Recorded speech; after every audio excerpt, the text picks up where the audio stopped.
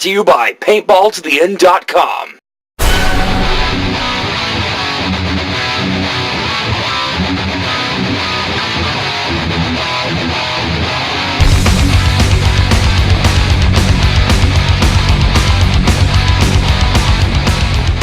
Welcome to 10 Minute Marks, episode 17.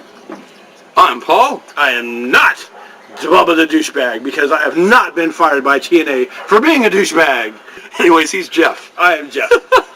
For this episode, we're going to be discussing the current state of WWE, and also we're comparing last week's TNA Impact as well as the last Monday Night Raw. And we are happy to report that most of it's been pretty good. Yeah. Some good, some bad, some indifferent. Yep. The first thing we're going to start off with is TNA Impact and their switch to Thursday night. I love how TNA is trying to spin this and saying that they're listening to the fans. It couldn't be further more from the truth. No, actually, it's very truthful because they are listening to the fans, but they're listening to the lack of fans they had watching Monday night. Honestly, I think they should have stuck with Thursday night until they got their ratings up to where Raw is. Yeah. And then switched over, but that's just me. They jumped the shark, I think. Yeah, they jumped the shark, but that's okay because, at least they recognized, hey, we got a problem here. We need to go back to where we were and just, keep going from there. We got a sinking ship. We need to fix it. Exactly, and I commend them for that. At least they put their pride aside and said, okay, we're losing this right now. Let's go back. Mm-hmm. And I don't have a problem with that. I, for one of the unhappy parts about TNA is that there are rumors that Tara, a.k.a. Victoria from WWE, is leaving TNA over some backstage issue with the beautiful people, in particular Velvet Sky. And that's just a rumor or whatever, but the thing that kind of reinforces it is the way they're pushing her on TNA. And the last Impact, they had Bischoff basically dressed down Tara, and she said, well, if you disrespected me, I'll show you what I can do in the ring. Well, why don't you just say, wait, me disrespecting the company, what about the way you're treating me? Mm-hmm. And they're not keeping it at a gray area. They're really forcing her, shoehorning her into that heel position. It does not bode well for me. I rather like her. I don't care what people say. I think she's a good worker, really the best worker they have in the Knockouts division. And I think it'd be a shame if she left. But that's the way it's being pushed. Yeah, and the fact that they've only been able to keep her a year. And, during that promo, I really thought she should have said, well, excuse me, but aren't I getting disrespected when I have the title with all the BS title defenses I have to put up with?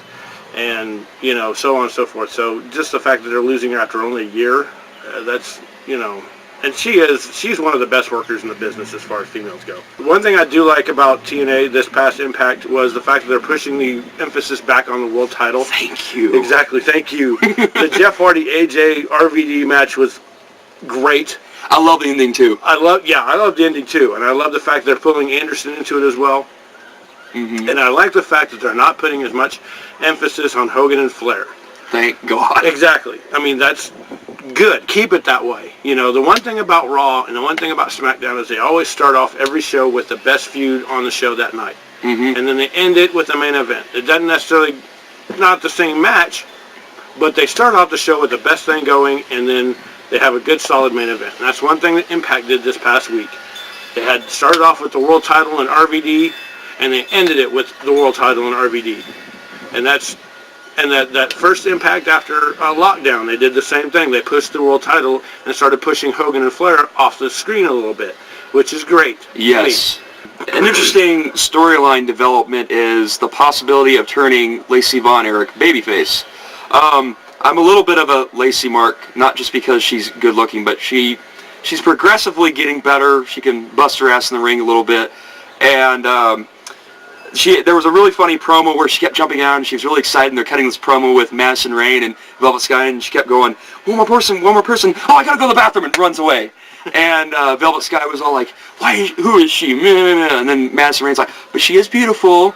So they're planting the seat, and not only that, she was the one that brought Hogan the hidden videotape in the bathroom stall of Desmond Wolfe framing Abyss. So they're planting these little seeds of her being babyface.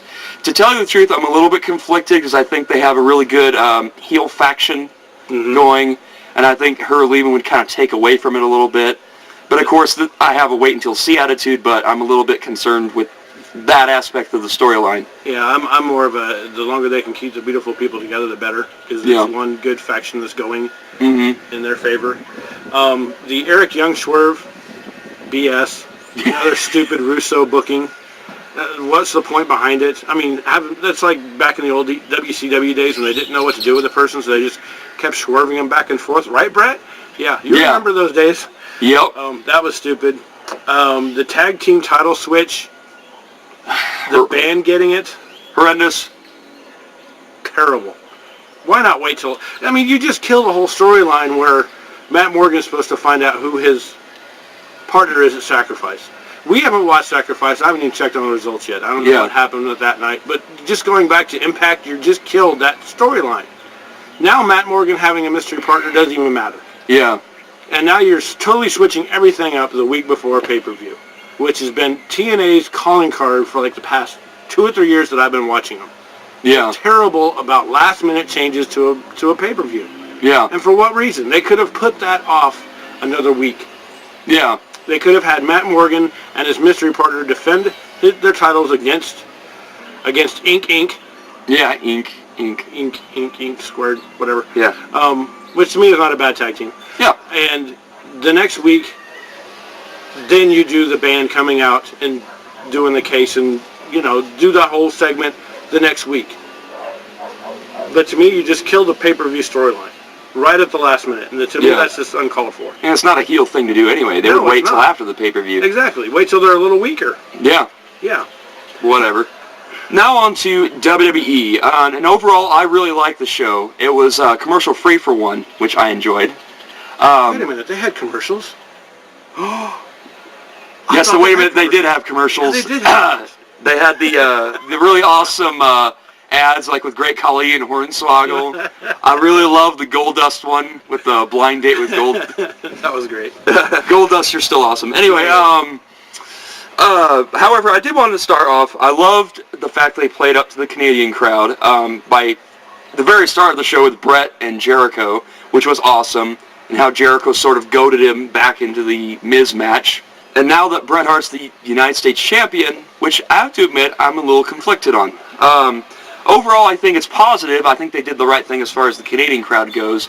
But, one, Bret Hart can't wrestle full time, so you're putting a belt on a guy who's, I won't say worthless because I love Bret. I'm just saying he can't go like Miz can or whoever else can. At the same time, crowd loved it, and the pop was huge, so, I guess I'm okay with it. And I love Bret anyway, so there you go. Well, the only real little problem I had with it was the fact that you can't lose in Canada.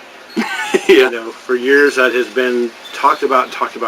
He won't lose in Canada. And again, he doesn't lose in Canada. Yeah.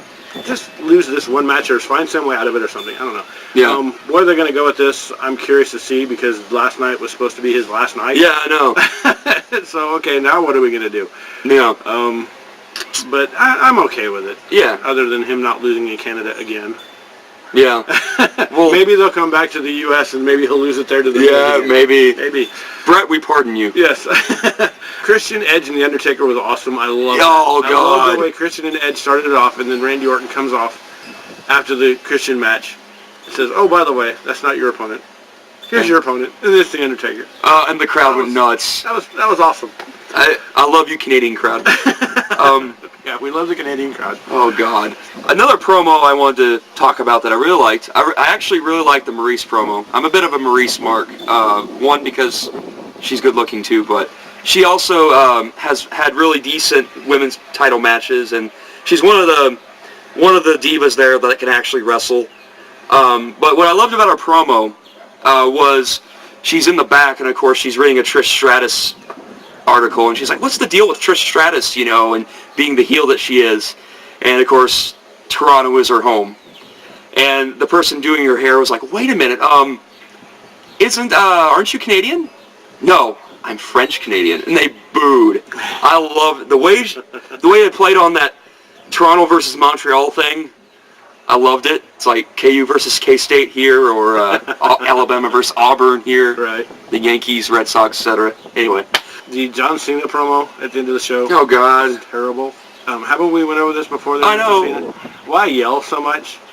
Can't you learn that you don't need to get your point across by yelling? I mean, some of the great promos that we've talked about over the past few months that we've been doing the show have all been quiet, nice and calm, clever promos. You never really see Bret Hart yell. You never really see Shawn yell. You never see The Undertaker yell. Mm-hmm. So why? Yeah.